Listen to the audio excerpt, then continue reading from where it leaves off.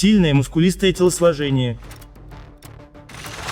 феноменальное снайперское зрение и непревзойденное мастерство охоты. Величественная хищная птица, обладающая широким арсеналом в борьбе за добычу, и которая неспроста является национальным символом Соединенных Штатов Америки, олицетворяющая силу, свободу и мудрость. Встречайте, белоголовый орлан.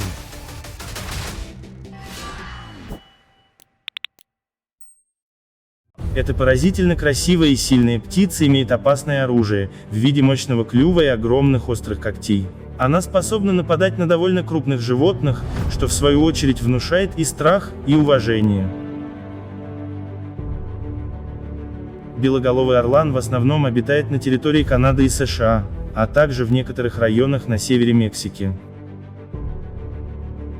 Общая длина птицы достигает 1 метра 20 сантиметров. Размах крыльев до 2,5 метров. А масса тела достигает 6,5 килограмм. Для орланов характерен высокий и массивный сжатый с боков крючковатый клюв, и по сравнению с другими хищными птицами он довольно большой и мощный. Благодаря зубчатому краю своего клюва он не только хорошо разделывает добычу, но и с легкостью может ломать шею другим птицам и мелким грызунам. Орлан имеет сильные пальцы длиной 15 см, с острыми когтями до 5 см. Передними пальцами птица удерживает жертву, в то время как хорошо сформированным задним когтем пронзает ее жизненно важные органы.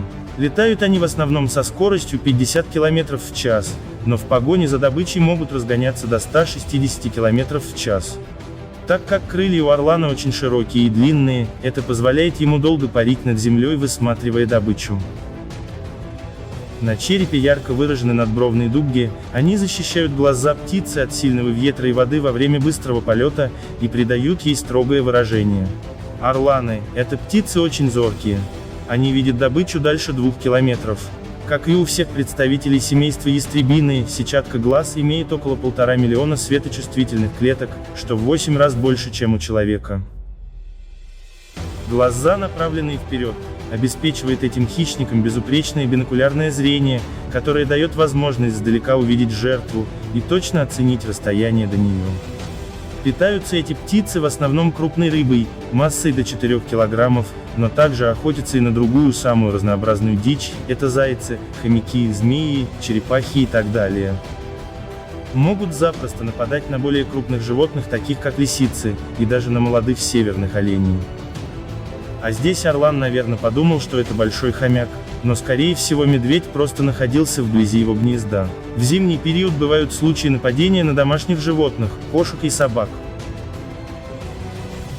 Стоит отметить, что орланы успешно охотятся и на других птиц. Это могут быть цапли, аисты, чайки и многие другие. При этом они часто отнимают добычу у более мелких хищников, делают это быстро и молниеносно.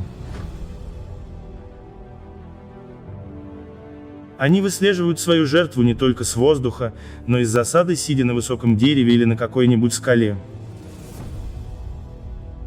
Увидев добычу, он сразу срывается с ветки и быстро летит вниз к намеченной цели. Приближаясь, старается вытянуть свои когтистые лапы вперед и хватает жертву, заключая ее в надежный капкан мощных когтей. Кроме того, что орлан видит добычу дальше 2 километров, он также улавливает любые движения маленьких объектов, и это позволяет ему с легкостью обнаруживать цель как в воде, так и в траве.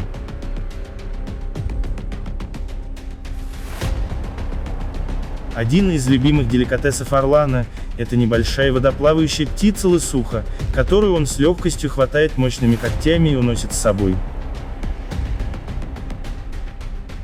Анималисты и бердвотчинги могут часами наблюдать за орланами и любоваться их высоким умением охотиться.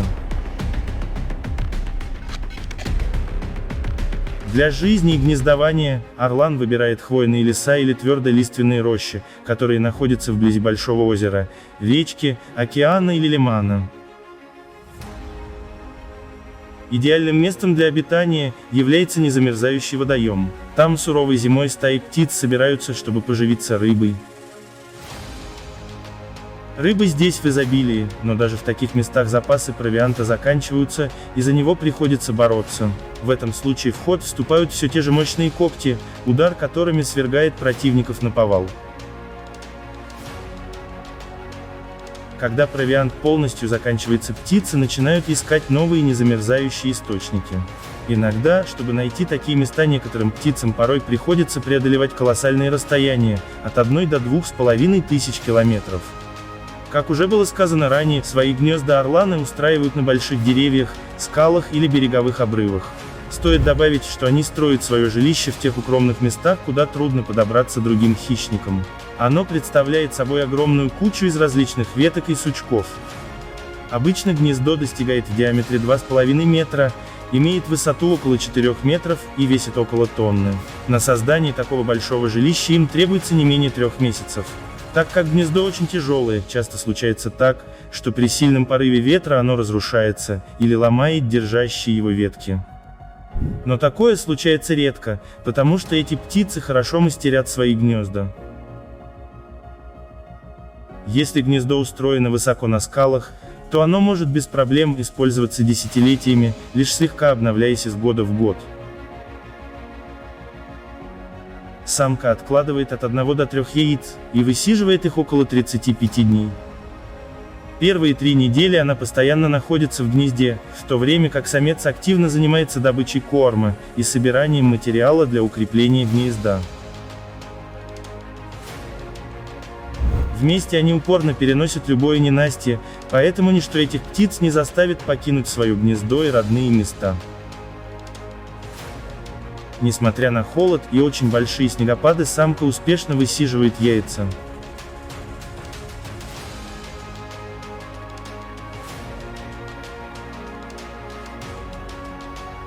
Появившиеся птенцы покрыты пушистым белым пухом, и они вначале совершенно беспомощны. Когда им исполняется 3 недели, то пух становится гуще и темнее. Они стремительно растут и развиваются, но конкурируют друг с другом за доступ к еде. Часто младшие погибают от голода. В результате выживает всего лишь один птенец, тот, который сильнее. Через 10-12 недель он начинает перепрыгивать с ветки на ветку и пытается совершать свой первый полет, правда не всегда удачный. Вместе с родителями молодой орлан практикует тактику перехвата добычи и развивает навыки охоты. В скором времени он переходит к практике и начинает успешно охотиться самостоятельно. Из года в год, постепенно превращаясь в очень умелого охотника. Он хорошо знает, где нужно проявить скорость, где отступить, а где быть более напористым в борьбе за добычу.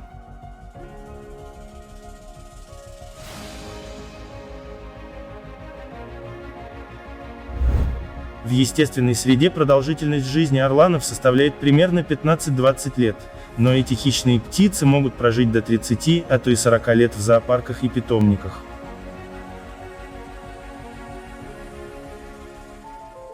В неволе их могут держать в научно-исследовательских институтах для изучения, а также в национальных парках для разведения и сохранения вида, ну и для демонстрации в зоопарках. Стоит отметить, что белоголовые орланы очень любят свободу, поэтому они весьма плохо относятся к неволе. К тому же из-за повышенной чувствительности к большому количеству людей они сильно страдают, а также очень редко и неохотно заводят потомство. Следовательно, белоголовых орланов крайне не рекомендуется содержать в зоопарках и в других местах с целью демонстрации публике. Ну а если это случается, то их содержанием должны заниматься специально обученные люди. Людям, которые имеют отношение к белоголовому орлану, нужно знать, что кормить этих птиц нужно рыбой, цыплятами и мелкими грызунами. Соблюдая пищевую ценность и обеспечивая разнообразие рациона, питание необходимо обогащать витаминами и различными минеральными добавками. При этом очень важно не перекармливать птицу. В начале 20 века белоголовый орлан оказался на грани полного исчезновения, и последним убежищем для них стал штат Аляска. В 1963 году орнитологи насчитали всего лишь 420 гнездящихся пар, что говорило о критической ситуации. С этого момента было принято множество различных программ и законов, направленных на восстановление этого вида птиц в дикой природе. Это дало свои результаты, и уже в 2007 годах орлана смогли исключить из уязвимых видов. А в 2019 году было обнаружено и зарегистрировано более 70 тысяч гнездящихся пар, что не может не радовать. На сегодняшний день власти Америки пристально следят за состоянием белоголовых орланов, чтобы не допустить вымирания этих гордых, независимых и невероятно красивых птиц. Спасибо за просмотр, дорогие друзья. Подписывайтесь на канал и ставьте лайки.